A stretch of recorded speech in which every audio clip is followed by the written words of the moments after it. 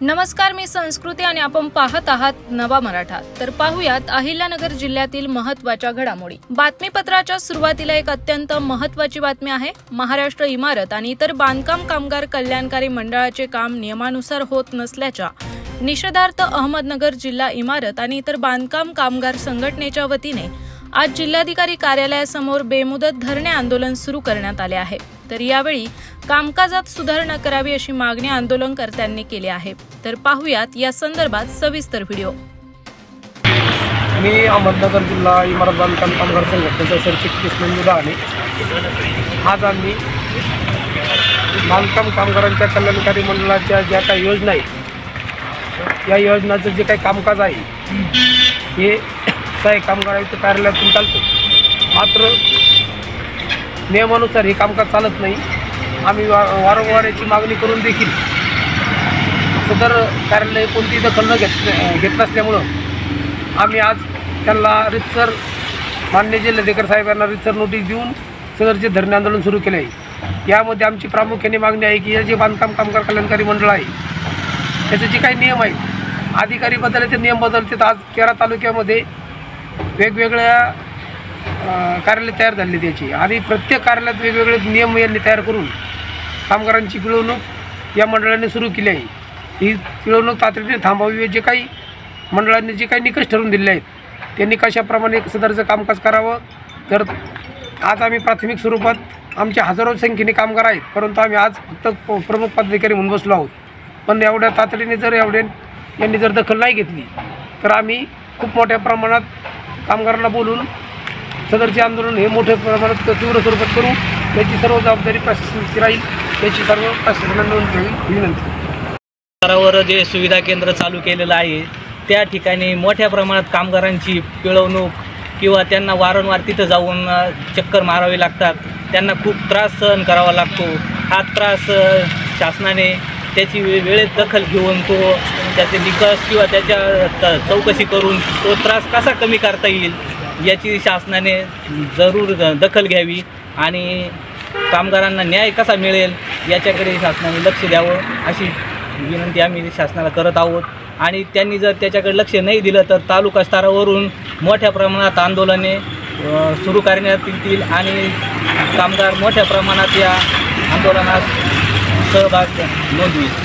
अहिल्यानगर शहरात वाढली गुन्हेगारी हा एक गंभीर विषय बनला आहे, कारण जुन्या कोर्टाजवळ 8 जणांच्या टोळक्याने काल मध्यरात्रीच्या सुमारास मोठ्या प्रमाणात धुडगूस घातलाय। यावेळी फायनान्स कंपनीत काम करणाऱ्या तरुणाला कोयता तसेच लाकडी दांडक्याने बेदम मारहाण केली।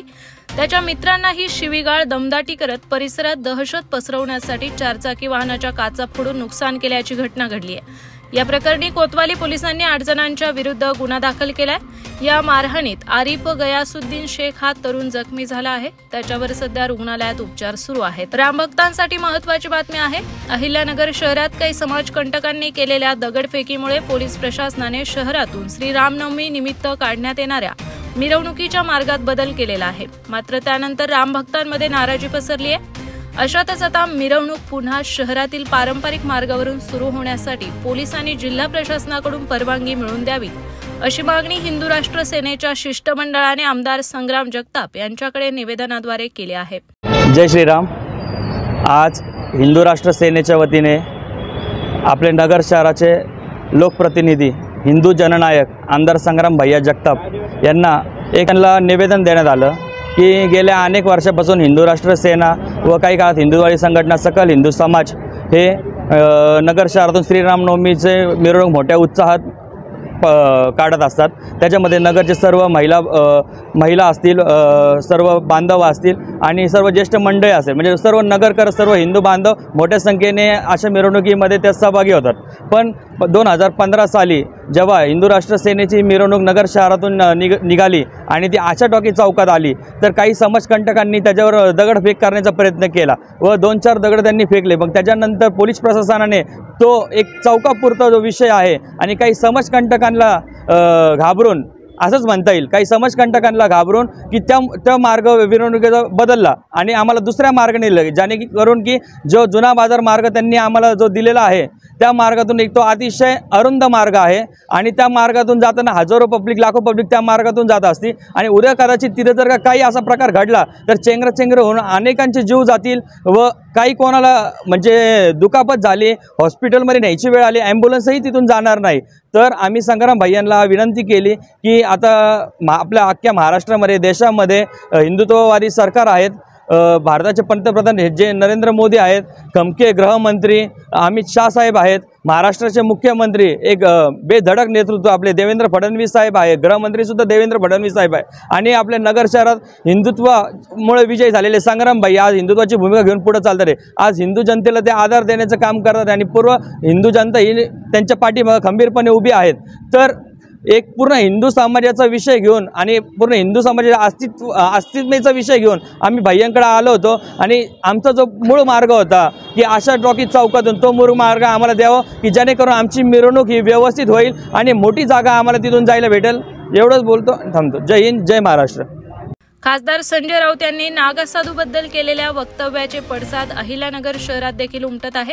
कारण आज अहिल्यानगर शहरात शिवसेना शिंदे गटाच्या वतीने निषेध नोंदवून खासदार संजय राऊत यांच्या प्रतिमेस जोडो मारो आंदोलन करण्यात आले। शहरातील दिल्ली गेट वेस्ट समोर झालेल्या आंदोलनात प्रचंड संताप व्यक्त केला। तर हिंदू धर्मीयांच्या भावना दुखावून साधू संतांचा अपमान करणाऱ्या राऊत यांच्यावर कारवाईची मागणी देखील केली आहे। तसेच संजय राऊत यांना काळे फासणाऱ्याला 1 लाख रुपयांचे बक्षीस शिवसेनेच्या वतीने करण्यात आले आहे। संजय राऊत हा एकदम थर्ड माणूस आहे, हा कोणत्याही स्तराला जाऊ शकतो। हिंदू धर्मीयांच्या भावना त्यांनी दुखवल्या। नागा साधू हे अस्वस्थ साधू आहेत आणि शिंदे साहेबांनी त्यांच्या शेजारी जाऊन बसावं असं घाणेरडं वक्तव्य ज्या माणूस करू शकतो तो हिंदू धर्मीयांचं काय करणार। आपण पाहतोय की या संजय राऊत मुळेच की पूर्ण ठाकरे सेना उभाटा पूर्ण लयास गेलेली आहे आणि या संजय राऊतच्या ज्या हिंदू धर्मीयांच्या साधू संतांचा अपमान केला, या संजय राऊतला जर कुणी महाराष्ट्रातला कोणी लहान मुलापासून तर वयस्कर माणसापर्यंत कुणी महिलांपासून कुणी याला जर काळं फासलं तर त्या ठिकाणी माझ्यातर्फे 1 लाख रुपयाचं बक्षीस मी या ठिकाणी जाहीर करतो आणि नगर शहर काय कुठेही हा कोणत्याही कार्यक्रमात दिसला तर याला काळं फासल्याशिवाय शिवसैनिक शांत बसणार नाही, मी या ठिकाणी आज तुम्हाला सांगतो। 23 जानेवारीला स्वर्गीय बाळासाहेब ठाकरे यांची जयंती असल्याने तो दिवस प्रत्येक शिवसैनिकासाठी महत्त्वाचा असतो। या पार्श्वभूमीवर अहिल्यानगर शहरात शिवसेनेच्या वतीने शिवसेना प्रमुख स्वर्गीय बाळासाहेब ठाकरे यांची जयंती भगवा सप्ताह म्हणून साजरी केली जाणार आहे। या निमित्ताने मंगलगेट येथील शिवसेनेच्या शहर संपर्क कार्यालयात नियोजन बैठक पार पडली। तसेच या 7 दिवसात दररोज 2 सामाजिक उपक्रमांचे नियोजन करण्यात आले आहे।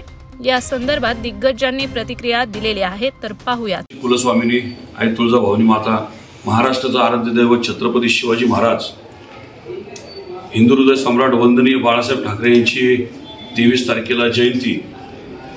आपण पाहतो की आपण नगर शहरात मोठ्या उत्साहानं एक बाळासाहेब ठाकरेंचे जे विचार आहेत ते विचार गोरगरीब सर्वसामान्य जनतेपाशी पर्यंत कसे पोहोचवता येतील आणि आपण पाहतोय की आपले मुख्यमंत्री आमचे मुख्य नेते एकनाथजी शिंदे साहेब हे खऱ्या अर्थानं जे आम्ही बाजूला झालो पहिल्याच्या शिवसेनेमधून, हे फक्त बाळासाहेबांचे जे विचार आहे या विचाराला तिकडं ठाकरेंनी तडा दिला म्हणून आम्ही बाळासाहेबांच्या विचारासाठी या ठिकाणी इकडं शिवसेनेमध्ये सगळं हे केलं आणि खऱ्या अर्थानं आता वंदनीय हिंदू हृदय सम्राट बाळासाहेब ठाकरेंची जी जयंती आहे ही नगर शहरामध्ये आत्ताच अनिल शेठ शिंदे असतील जिल्हा प्रमुख, या ठिकाणी दिलीपचे सातपुते असतील, हे वेगवेगळ्या कार्यक्रमांनी या ठिकाणी आपण जयंती साजरी करणार आहोत की ज्या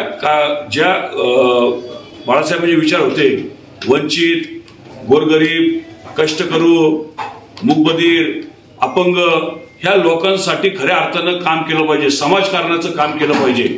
त्या अनुषंगाने या ठिकाणी शहर शिवसेना या ठिकाणी काम करीत आहे आणि येत्या हा भगवा सप्ताह हा 23 तारखेपासून तर पुढे 7 दिवस चालणार आहे आणि त्या भगव्या सप्ताहामध्ये प्रतिदिन 2 कार्यक्रम या ठिकाणी घेणार आहोत आणि अजून काही लोकांचे वेगवेगळे कार्यक्रम घेण्याची इच्छा असेल शिवसैनिकाची तेही त्यामध्ये समाविष्ट करणार आहोत आणि चांगल्या पद्धतीने या नगर शहरामधील लोकांना चांगल्या सुविधा मिळतील आणि साहेबांचे विचार सर्वसामान्यांपर्यंत पोहोचतील या पद्धतीने या ठिकाणी आम्ही भगवा सप्ताह करणार आहोत.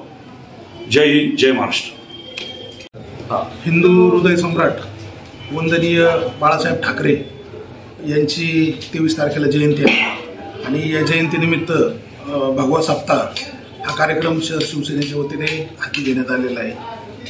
विविध लोकांच्या उपयोगाचे कार्यक्रम जसं गोशाळेला चारा वाटप असेल, फळं वाटप असेल, काही अंध अपंग संस्था आहे, स्नेहालयासारख्या संस्था आहे, रिमांड होम, मूकबधीर विद्यालय अशा ठिकाणी अन्नदान आणि काही ठिकाणी शाखा ओपनिंग, काही ठिकाणी आरोग्य शिबिर अशा विविध कार्यक्रमांनी हा सप्ताह भगवा सप्ताह साजरा करण्यात येणार आहे. सर्व शिवसेनेच्या पदाधिकाऱ्यांनी तसेच नगर शहरातील नागरिकांनी या ज्या ज्या ठिकाणी आरोग्य शिबिर आहे त्या ठिकाणी आपल्या आरोग्याची तपासणी वगैरे करून घ्यावी व हा सप्ताह आरणगाव रोड या ठिकाणी जे मानव सेवा प्रकल्प आहे त्या ठिकाणी धान्य वाटपाचा कार्यक्रम शहर शिवसेनेच्या वतीने घेण्यात येणार आहे.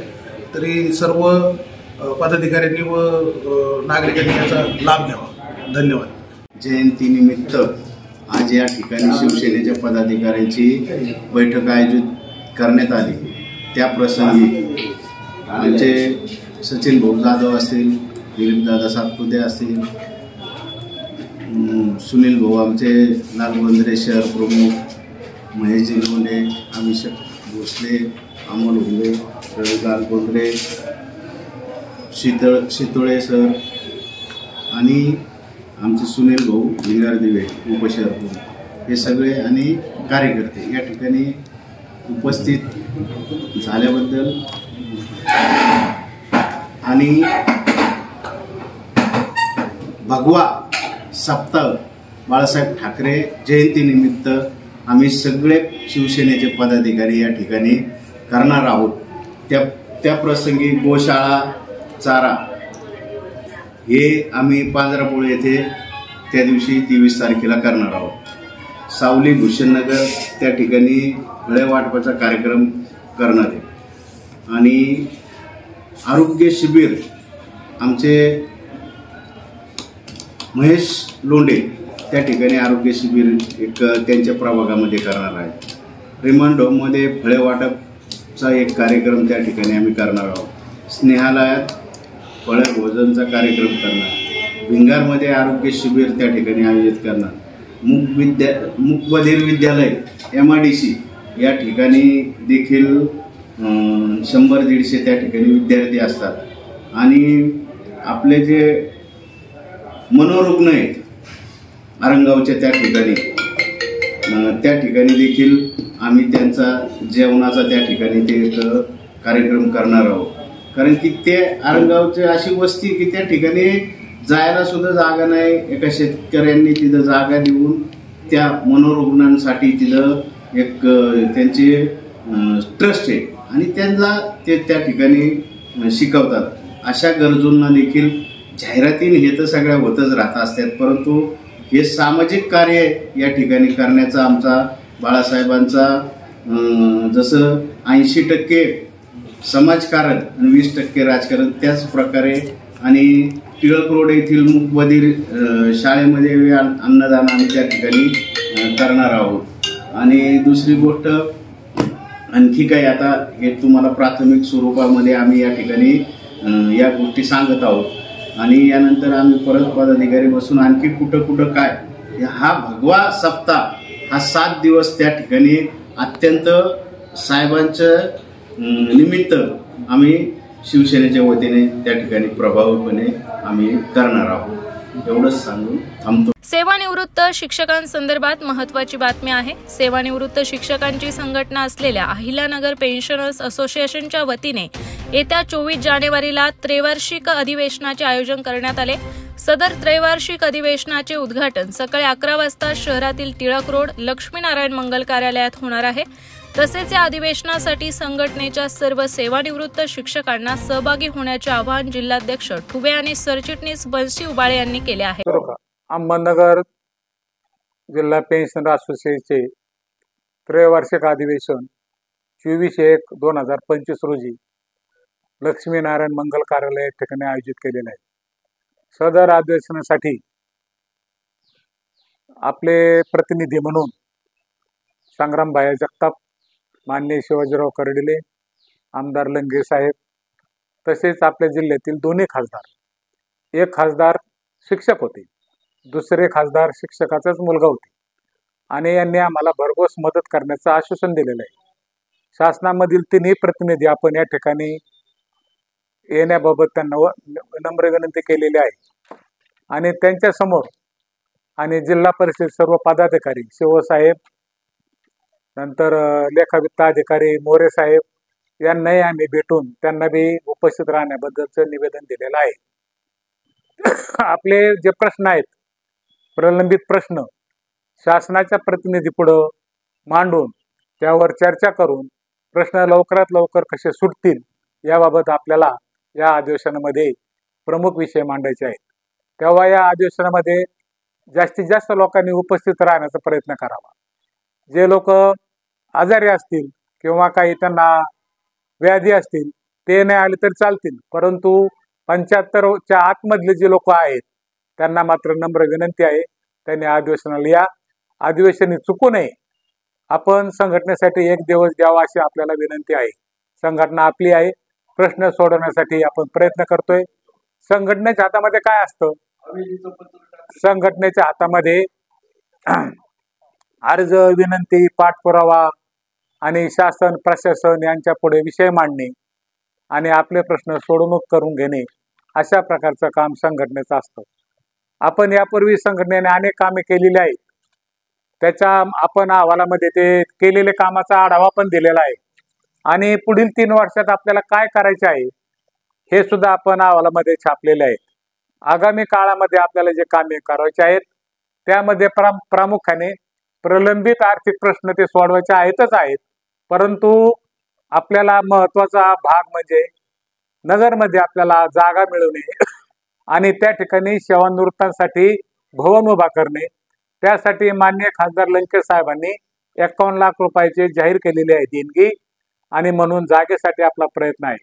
आगामी जिल्हा परिषद इलेक्शन झाल्यानंतर सदर जागा मिळवण्याबाबत आपण अधिक प्रयत्न करणार आहोत.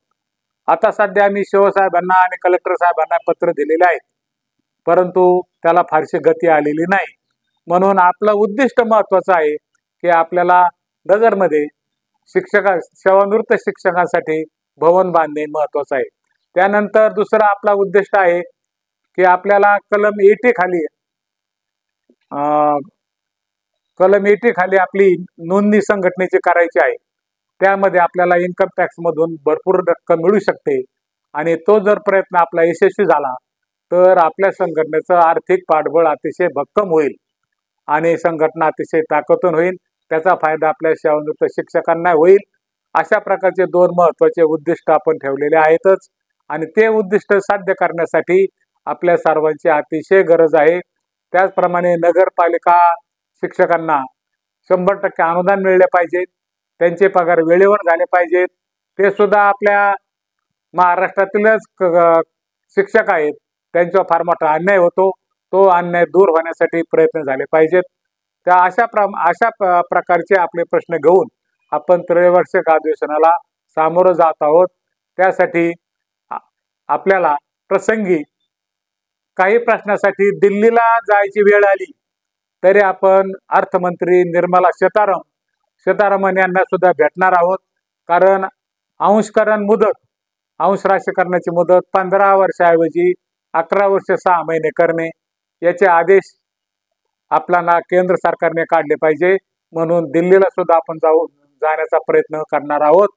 अशा प्रकारचे विविध प्रश्न घेऊन माननीय अध्यक्ष ठुबे सर, संघटनेचे सर्व जिल्हा कार्यकारिणी हे अतिशय बाबत प्रयत्नशील आहेत आणि अतिशय ध्येयाने हे काम करीत आहेत.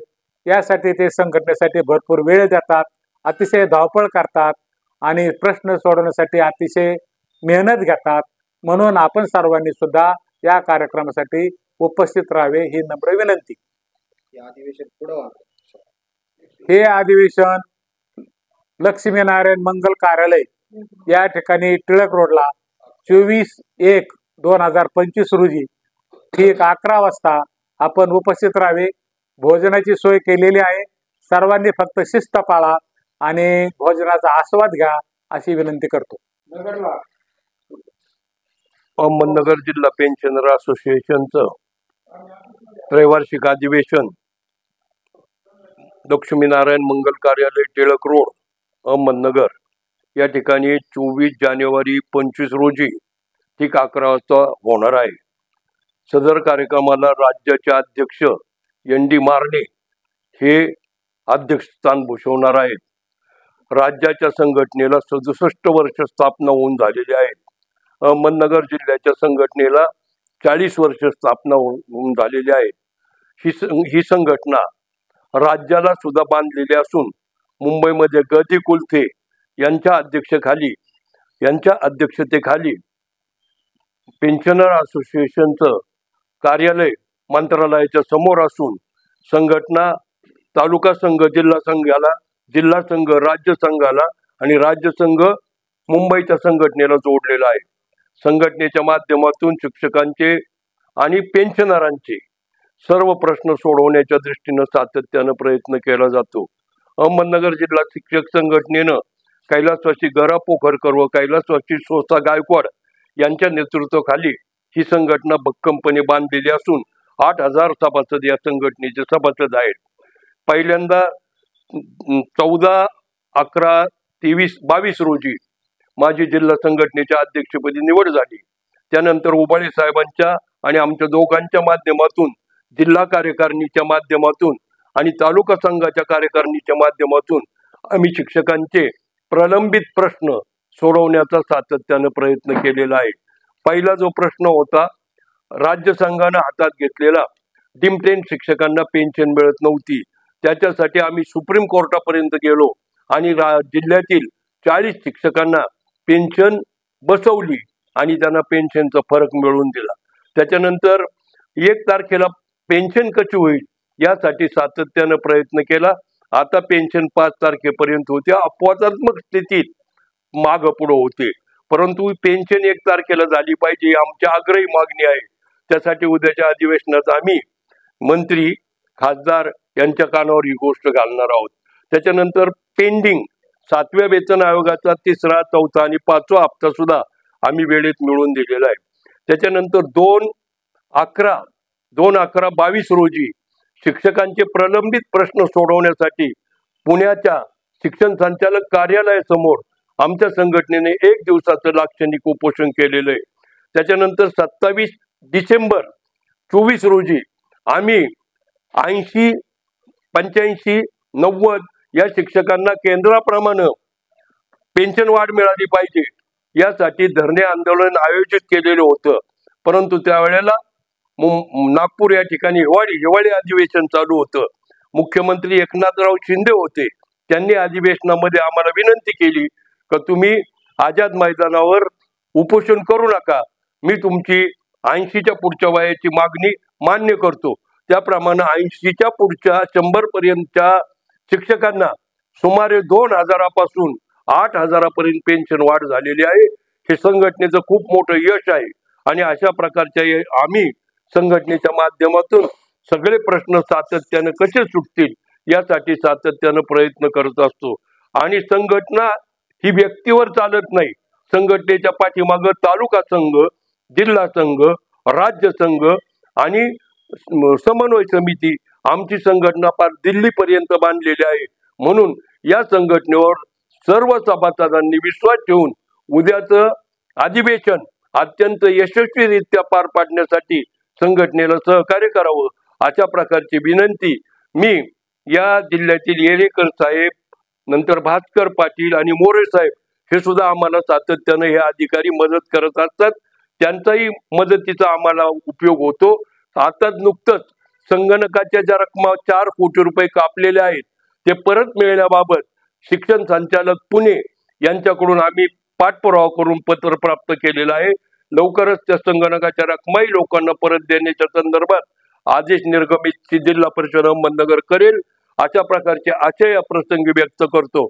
आणि जिल्ह्यातील सर्व शिक्षकांना पुन्हा आवाहन करतो की उद्याच्या त्रैवार्षिक अधिवेशनामध्ये 65च्या पुढच्या शिक्षकांना एसटी अर्ध तिकीट आहे, 75च्या पुढच्या लोकांना एसटी फुकट आहे आणि काही लोकांची ज्यांची परिस्थिती सक्षम आहे त्यांनी गाड्या करून अधिवेशनामध्ये लक्ष्मी नारायण मंगल कार्यालय या ठिकाणी उपस्थित राहावं. या कार्यक्रमाला माननीय खासदार निलेश लंके, माननीय खासदार वाघचौरे, माननीय संग्राम जगताप साहेब आणि माननीय शिवाजीराव कर्डिले साहेब, आशिष येरेकर साहेब, भास्कर पाटील आणि शैलेश मोरे साहेब हे अधिकारी आणि पदाधिकारी उपस्थित राहणार आहेत.